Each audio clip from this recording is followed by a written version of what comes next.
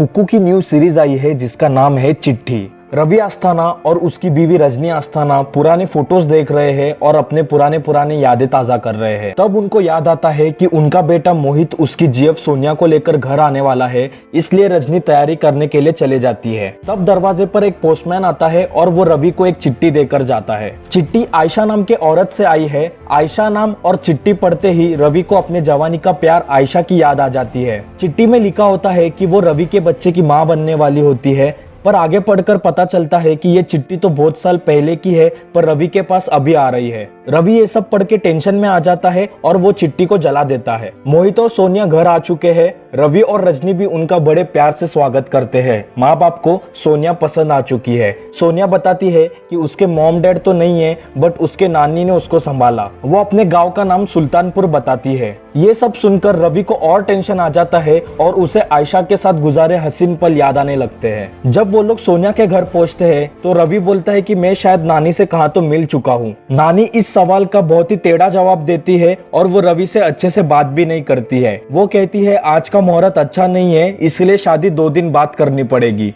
रात में ऐसे ही घूमते घूमते वो एक रूम में पहुंच जाता है जहां आयशा की तस्वीरें और वो टेडी बियर होता है जो उसी ने उसको जवानी में दिया था। तब वहां नानी आती है और वो उसे सब सच्चाई बता देती है। वो कहती है आयशा मेरी बेटी है और आयशा की बेटी है सोनिया। आयशा डिलीवरी देते टाइम ही गुजर गई थी। इसका मतलब सोनिया और मोहित सौतेले भाई बहन हुए। ये सब सुनकर रवि के पैरों तले की जमीन फिसल चुकी है और वो बहुत ही टेंशन में आ चुका है। नानी बोलती है तुम मेरी बेटी को प्रेग्नेंट कर भाग गए थे और आज कुदरत का करिश्मा देखो, तुम अब अटक चुके हो। अब या तो अपने बेटे की खुशी के लिए इस अनर्थ को होने दो या फिर इसे रोक लो, तुम्हारी मर्जी। रवि ये सब सुनकर टेंशन में तो आ चुका है, पर वो इस सब चीज की तहकीकात करना चालू करता है। वो मोहित से सोनिया और नानी के बारे में पूछता है। मोहित बोलता है नानी तो पहले शादी के लिए बहुत मना कर रही थी, पर जब उनको पता चला कि आप मेरे बाप हो तो उन्होंने शादी के लिए हाँ कर दी। ये सुनने के बाद रवि को अब सब कुछ समझ आ चुका है। रवि नानी के पास जाता है और उनसे पूछता है कि आखिर तुमको मुझसे इतनी नफरत क्यों है। नानी बोलती है आयशा जब प्रेग्नेंट थी वो सिर्फ तुम्हारा नाम ले रही थी, इसके लिए मैंने तुम्हें कैसे वैसे ढूंढा, पर मुझे सिर्फ तुम नहीं मिले,